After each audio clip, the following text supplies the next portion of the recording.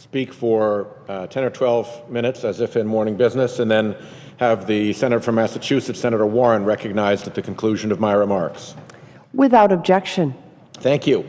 I am very pleased to be joined on the floor of the Senate today by Senator Warren to introduce some legislation that we've been working on since 2008.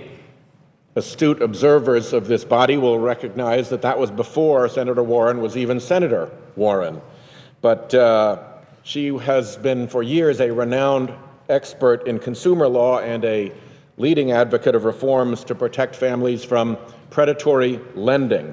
So it's been a pleasure working with her on this bill, and I'm delighted to be working with her as colleague senators now.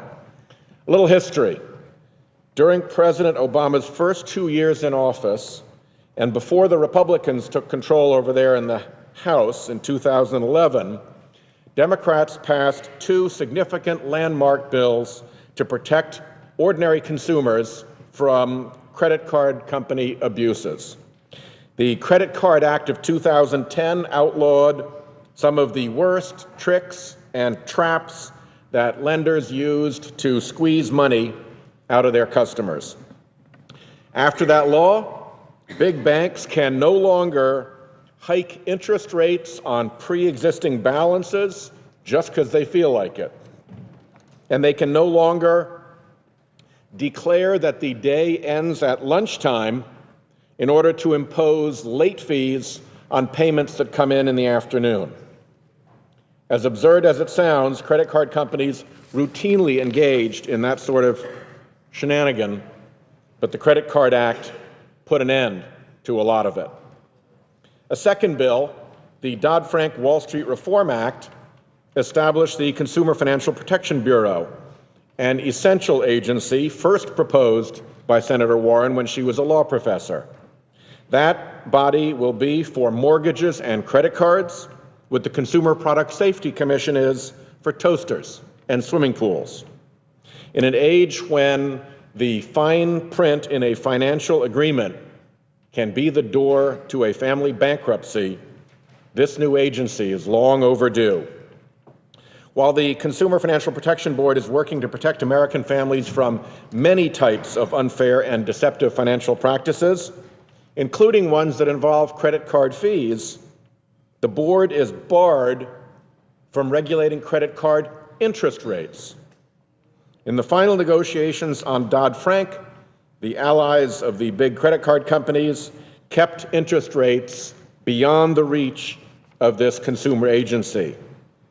That is a shame, because unfair interest rates are a big problem for families in Rhode Island and across the nation. I have heard from so many constituents enticed to sign up for a credit card with an attractive teaser rate of 0 or 1%, and eventually the teaser period ends and the rate goes up to 12% or 15%. And if the cardholder slips up and misses a couple of payments, the rate can jump to 30% or higher. I think when most of us in this body were growing up, a 30% interest rate was a matter that you could usually take to the police because it violated state law. A rate at 30% would have been illegal under the laws of most, if not all, of the 50 states.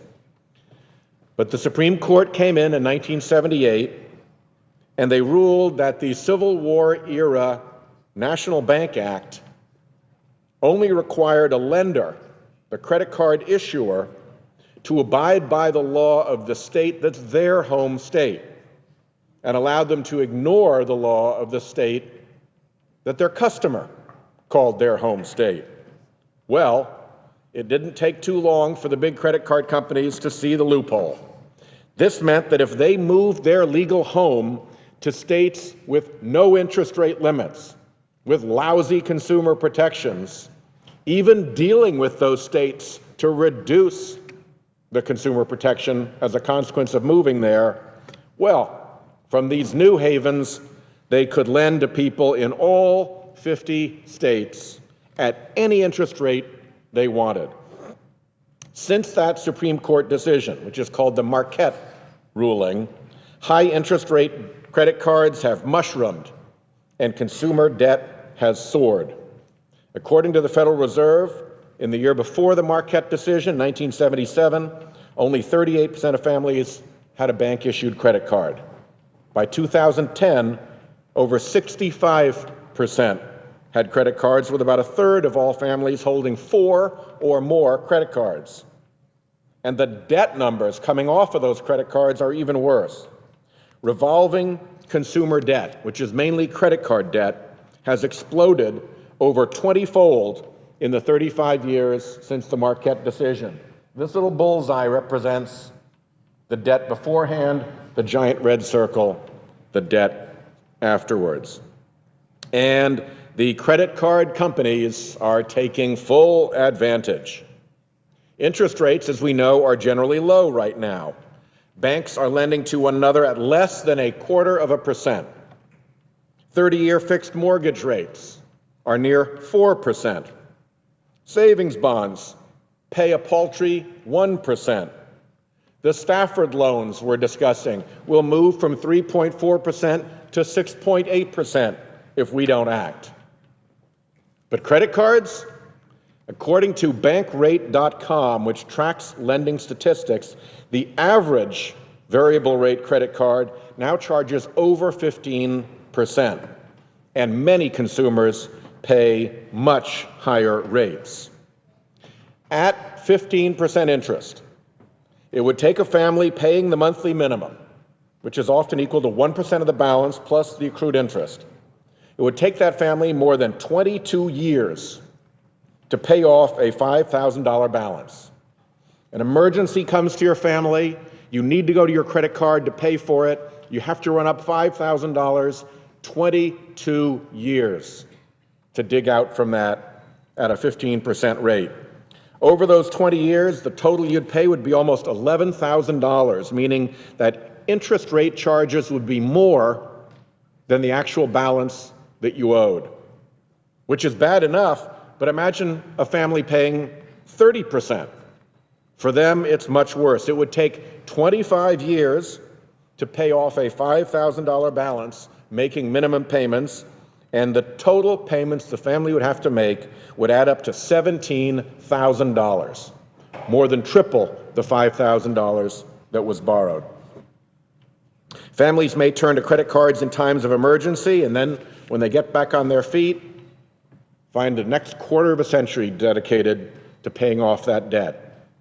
We should act to ensure that families don't suffer lost decades to unnecessarily and what would once have been illegally high interest rates.